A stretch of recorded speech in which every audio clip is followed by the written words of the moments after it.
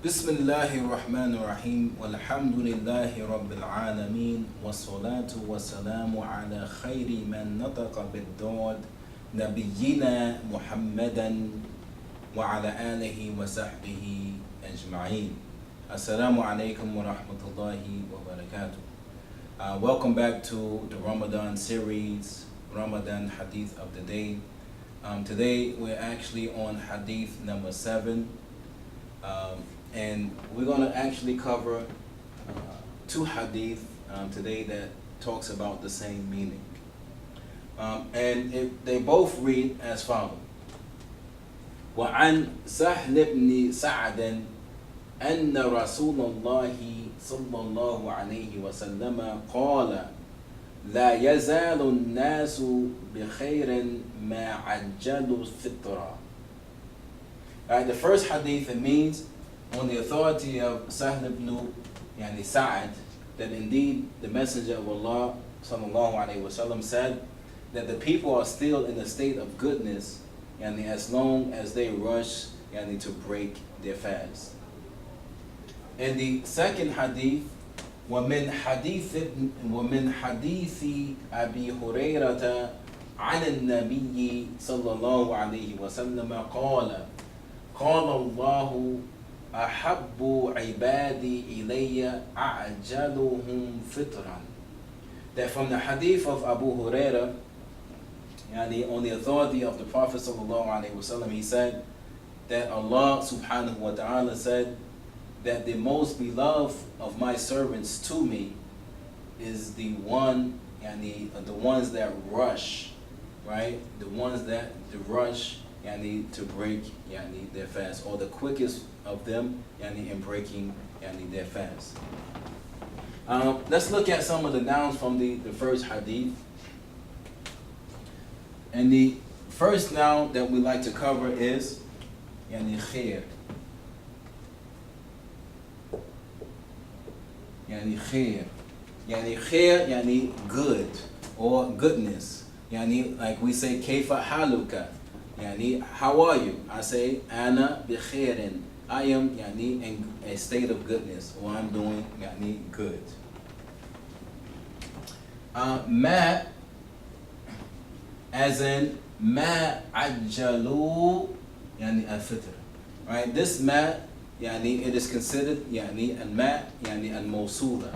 It is a relative pronoun, which means who or that or which, depending on what it is describing.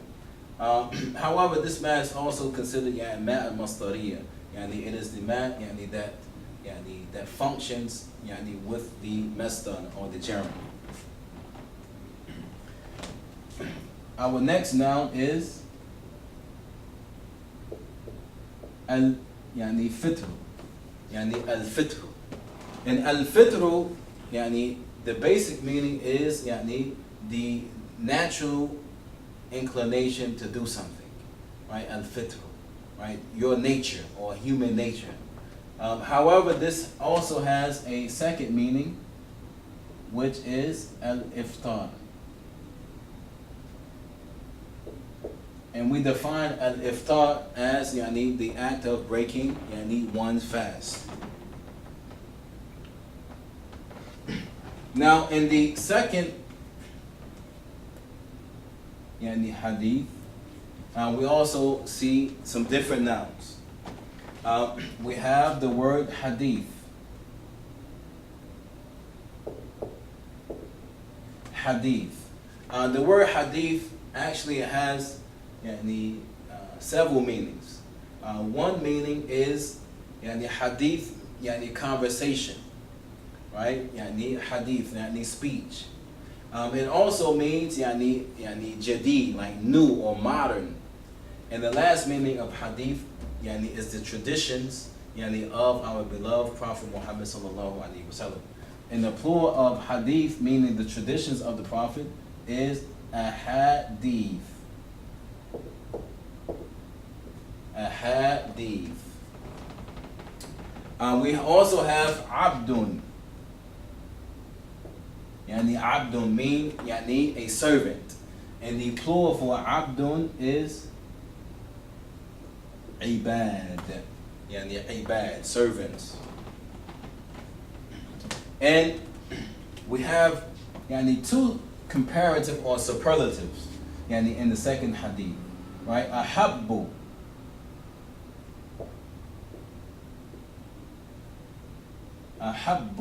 أحب, this is يعني what we call ism tafdeel. This is a comparative or a superlative. Yani the most beloved. The most yani beloved. And we have one other one.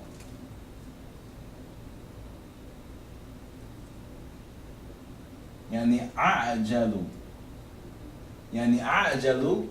Yani come yani the one who rushes the most. Right? The one who is quicker. Right? So both of these are considered ism tafdeel. Yani they are comparative or yani superlative yani nouns. And our last noun is whom.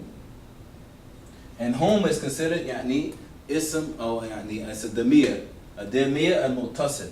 It is an attached pronoun yani and this that's the plural for who, right? It is a plural for who, like them, right? Them. Now moving on, yani two yani verbs. Two verbs. We have some verbs in the first hadith. The first verb is zala. Yani zala, it means yani to cease or to discontinue, right?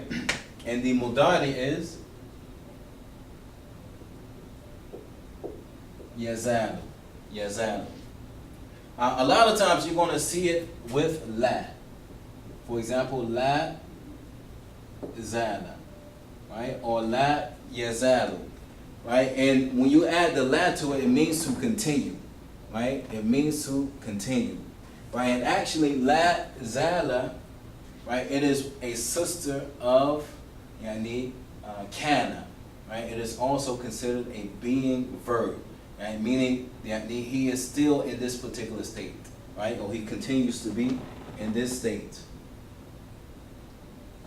We have ajjala.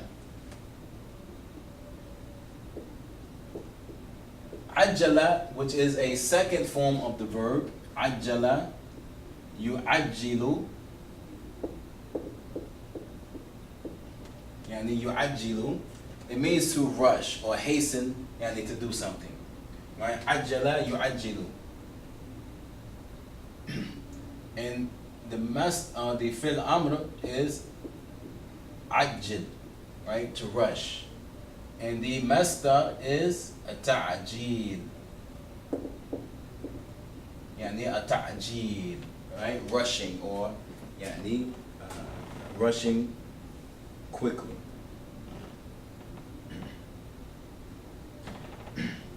And we also, we're moving on to now the huruf, right? The huruf.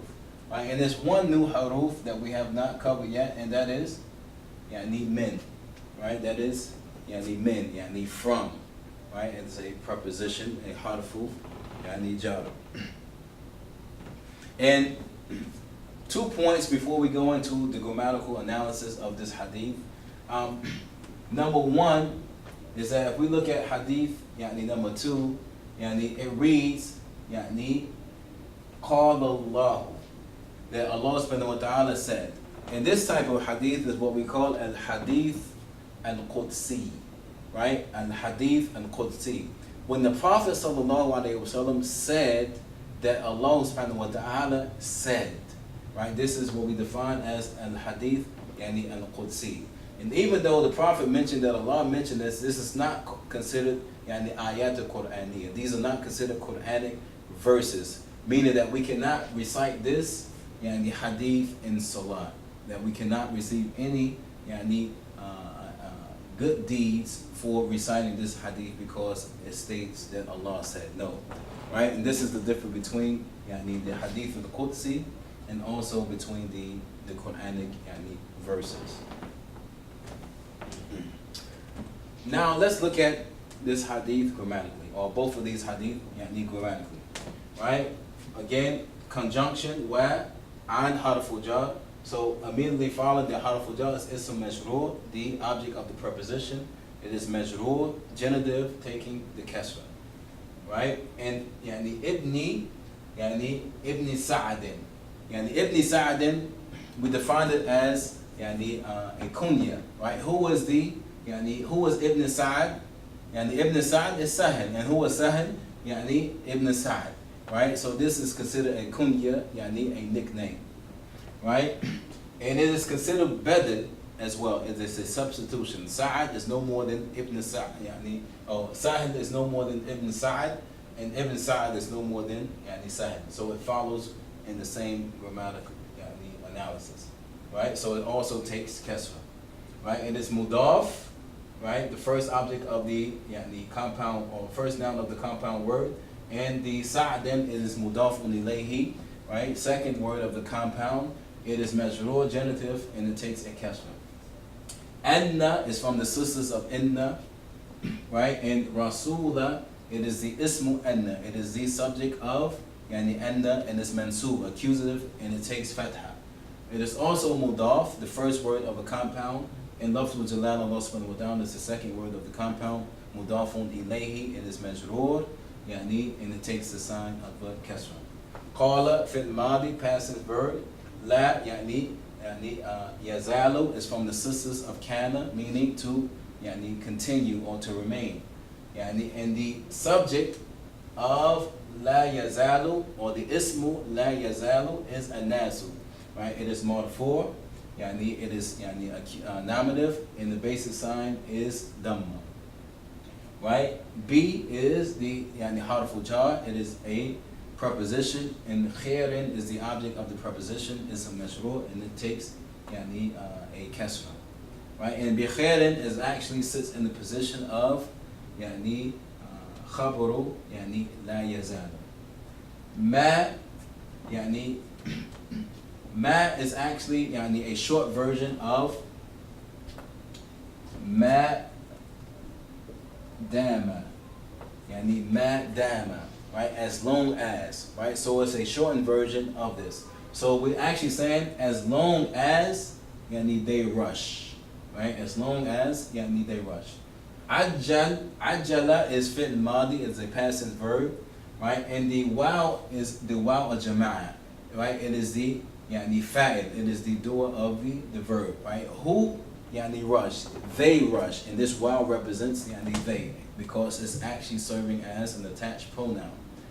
And the object of the verb is al-fitra, right? This is the maf'ulun bihi, and the maf'ulun bihi is mansub, it is accusative, and the basic sign of accusative noun is fatha. Now moving on to the second hadith, min is also harful jar, and the object of the preposition is hadith, right? So it takes kasra. It is also mudaf, right? The first word of a compound, and the mudafun ilayhi is abi, right? And abi, it is majroor, it is genitive, and we said that the basic sign of a genitive noun is kasra. However, we mentioned that abi or ab is part of the asma al-khamsa, the 5 special nouns, and instead of taking a kasra, it takes a ya instead. It is also mudaf, the first word of another compound, the second compound in this this structure. And then the mudafun ilayh, the second word of the compound is hurayra. And hurayra, it is considered mamnu' min as-sarf, indeclinable, because it resembles a feminine word with the tam marbuta. And because it's indeclinable, it does not take kasra, it takes fatha instead, nor does it take tanween. An harful jar, right? And we know that the harful jar an, it ends with a sukoon. It ends with a sukoon. But we mentioned intiqa as-sakinain, that when we have two sukoons adjacent to one another, then we have to create a fabricated vowel so that we can continue to read. So therefore we added a kasra for reading purposes. So we say an nabiyyi, right? An nabiyyi, right? So an is the preposition, and nabiyyi is the object of the preposition, and it is majroor, it is genitive, and the basic sign of a genitive noun is kasra. Qala, it is fi'l madi, past tense verb.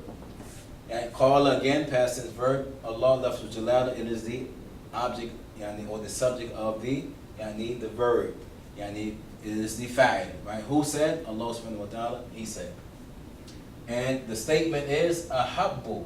Ahabbu is a mubtada. It is the subject of this statement, right? It is marfu, it is nominative, and the basic sign of a nominative noun is dhamma. It is also mudaf, the first word of a compound, right? The most beloved of who? Ibadi, right? Ibad, it is mudaf ilayhi, right? It is the second word of the compound, and it is majrur. It takes a kasra. However, ibadi is also mudaf. So we have another mudaf, construct. So it is permissible in the Arabic language to have a double idafa construct, meaning that you have al-mudaf and a mudafun ilayhi, and this mudafun ilayhi also serves as another mudaf, right? And it's connected to the ya, right? It is connected to the ya, meaning my servants, my servants. So this is an idafa construct, right? A compound word. Ilayya. Ila is the harful jar, and it's a preposition, and the object of the preposition is the ya, the attached pronoun ya, right? To me. And the khabar, the predicate of this statement is a'jalu, right? A'jalu, right? And it's marfu, it is nominative, and the sign for nominative nouns is dhamma, right? And it's also mudaf, right? It's the first word of the compound. And whom is the mudafun ilayhi, the second word of the compound. The quicker of them, or the fastest of them, right? And it sits in the position of ism majrur, right? The object of the the mudafun ilayhi, right? And it sits in the position of mudafun ilayhi, the second word of the compound. And fitran, fitran, it is actually called a tamyiz, right? It is a clarification, right? Because the fastest of them, or the quicker of them, in regards to what though? Fitran, in regards to breaking their fast. So this is what we call a tamyiz, a clarification, right? And tamyiz is always mansub. It is always an accusative noun, and the basic sign for accusative noun is fatha.